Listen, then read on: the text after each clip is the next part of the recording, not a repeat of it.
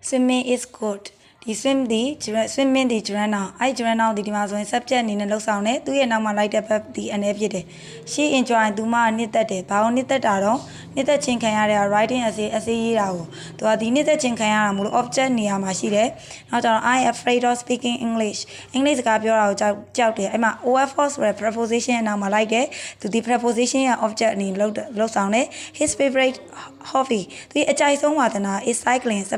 ပိန်စီးခြင်းဖြစ်တယ်သူရဲ့အကြိုက်ဆုံးဝါသနာဆိုတဲ့ဒီ subject ကြီးကိုပံ့ပိုးပေးလိုက်တဲ့ complement ဖြည့်ဆွက်ချက်လေးဘာဖြစ်တာတော့ဆိုတာဖြည့်ဆွက်ပေးလိုက်တဲ့ဖြည့်ဆွက်ချက်လေးမလို့ subject complement လို့ခေါ်တယ်ဒီ cycling ကကြတော့ my hobby ကျွန်တော်ရဲ့ဝါသနာ learning languages ဘာသာစကားတွေလေ့လာခြင်း brings the advantages for my life ကျွန်တော်ရဲ့ဘဝတဲ့အကျိုးကျေးဇူးတွေယူဆောင်လာတယ်အဲ့ဆို my hobby ကျွန်တော်ရဲ့ဝါသနာဘာလဲဆိုတာနောက်ကနေထပ်ရှင်းပြလိုက်တယ်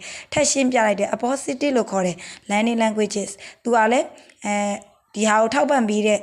a positive ပေါ့သူကဘာ ing ကျွမ်းအောင်ပဲဖြစ်ပါတယ်